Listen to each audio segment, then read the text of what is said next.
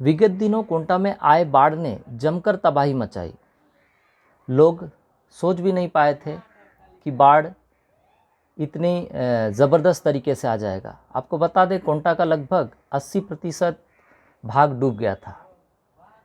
लोग सोच नहीं पाए थे कि बाढ़ ऐसे आएगा, जिसके कारण लोगों को लगा हर वर्ष कोंटा में तो बाढ़ आता है, उसी प्रकार से बाढ़ आने वाला है, जिसके कारण लोगों ने अपने घरों के सामान को निकाला नहीं। उनको लगा बाढ़ नहीं आएगा। वे क्या किए, अपने घरों का सामान, जैसे घर का सज्जा होता है, ऊपर में जो सामान वगैरह रखने के लिए बनाते हैं, वहाँ पर वो पैकिंग करके सामानों को रख दिए और अपनी जान बचाने के लिए, जब पानी बढ़ गई, अपनी जान बचाने के लिए वे राहत शिविरों में चले गए। और धीरे धीरे बाढ़ का पानी बढ़ता रहा और पूरी तरह लोगों के घरों को बाढ़ ने चपेट में ले लिया। लोग जैसे तैसे 3 दिन राहत शिविर में तो काट लिए, परंतु जब 3 दिन के बाद बाढ़ का पानी उतर गया, तब लोग अपने घरों को पहुँचे और घरों में जब उन्होंने देखा तो घर पूरा क्षतिग्रस्त था, तबाही का मंजर था।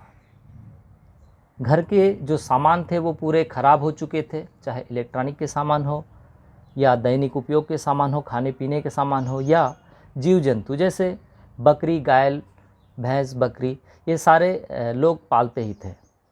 तो लोगों के मवेशी भी बह गए और लोग बहुत ही दुखी हो चले थे। परंतु कुछ दिनों के बाद जब सर्वे टीम उनके घर पहुँचे तो लोगों को लगा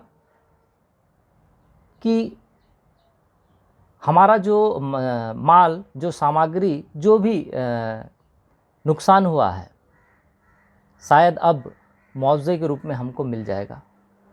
तो उनके सपने जाग उठे थे। परंतु जब सर्वे हुआ और सर्वे का मुआवजा लोगों को मिलना शुरू हुआ, तो एक मज़े की बात ये हुई, लोगों के बीच एक असंतोष फैलने लगा और लोग आक्रोशित हो गए। तो ऐसा क्या कारण था जिससे लोग असंतोष हुए और आक्रोशित हो गए?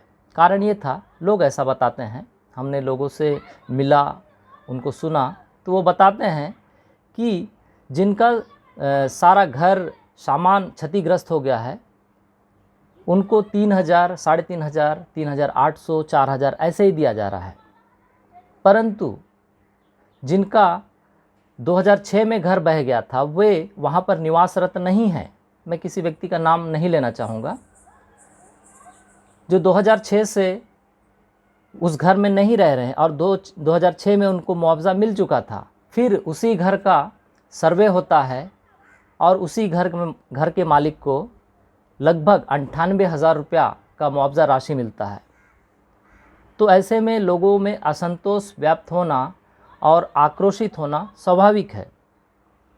और भी बहुत सारे जगह पे, वार्डों पे देखा गया कि जो मुआवजा राशि है वो सही तरीके से, सही जो पीड़ित हैं उन लोगों को नहीं मिल रहा है, जिससे पूरे जितने भी बाढ़ पीड़ित लोग हैं वे इकट्ठे हुए और सरकार के प्रति आक्रोश व्यक्त किया, जिसका नतीजा कल हमने देखा कि कोंटा के अटल चौक में, जहाँ से NH30 गुजरती है, पीड़ितों ने जमा होकर NH30 को बाधित किया, चक्का जाम किया और लोगों ने तख्तियां हाथ में लेकर सरकार, शासन प्रशासन के प्रति आक्रोश व्यक्त किए और जमकर नारेबाजी किए।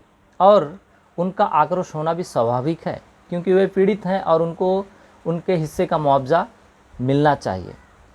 तो हम भी उस स्थान पर पहुँचे और हम लोगों ने पीड़ित लोगों से बात किए। तो आइए सुनते हैं वहाँ के लोगों ने, जो धरने में बैठे थे, चक्का जाम कर रहे थे, उन्होंने क्या कहा। तो सुनने से पहले दोस्तों नमस्कार, मैं तपन ठाकुर और आप देख रहे हैं जूम बात। आइए सुनते हैं पीड़ितों ने।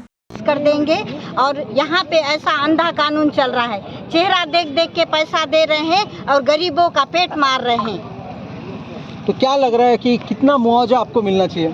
हमको मिलना चाहिए, जितना हमारा सामान गया उतना मिलना चाहिए। सामान का पैसा मिलना चाहिए, हमको उतना नहीं चाहिए जितना हम लोग मर रहे हैं पैसा के लिए। आपको कम पड़ रहा है तो 3,800 रुपये हम लोग वापस कर देंगे। घर टूट गया उसको हाँ, हमारा घर बर्बाद होने के बावजूद भी आपको विश्वास नहीं है तो घर जाके देखिए।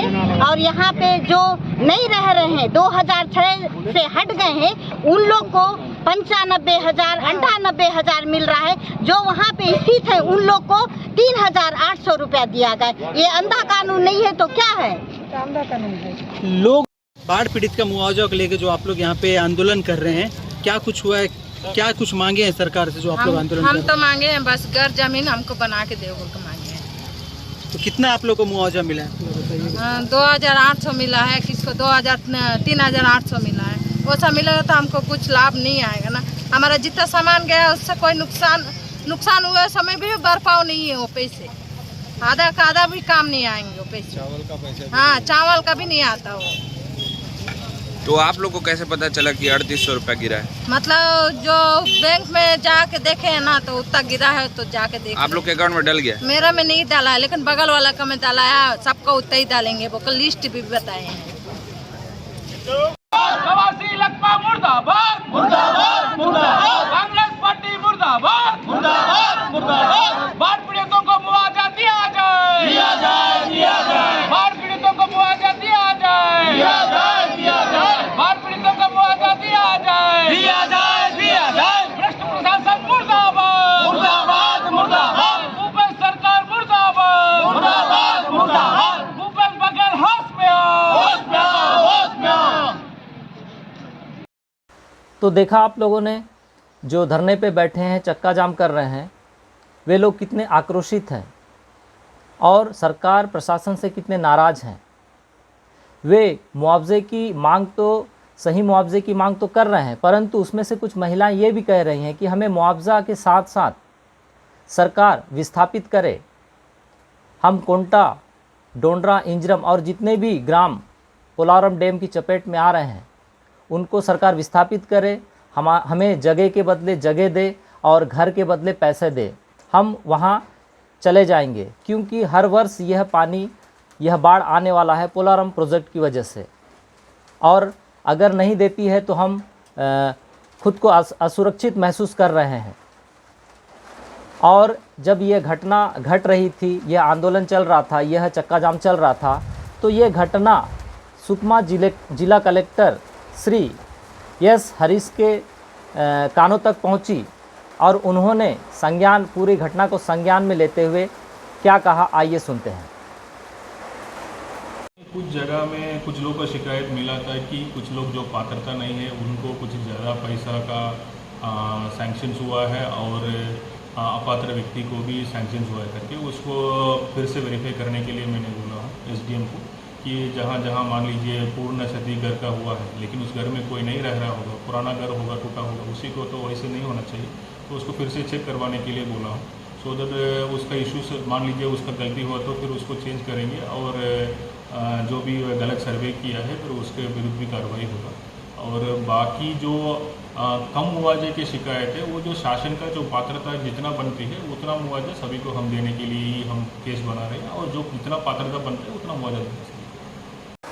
तो दोस्तों, ऐसे ही घटनाओं को लेकर, समस्याओं को लेकर हम वीडियो बनाते हैं और किसी के पास भी कोई समस्या है, किसी की अच्छी कहानी है या कोई भी ऐसी घटना है जिसको हम अपने चैनल के माध्यम से दिखा सकें तो हमारे दर्शक बंधु हमको ज़रूर कमेंट कीजिएगा और इस तरह की समस्याओं को हम उठाते हैं, आप लोगों तक पहुंचाते हैं। अगर आप लोगों को हमारा चैनल अच्छा लगता है, हमारी खबरें अच्छी लगती है तो हमारे चैनल को लाइक कीजिएगा, शेयर कीजिएगा और सब्सक्राइब ज़रूर कीजिएगा। धन्यवाद।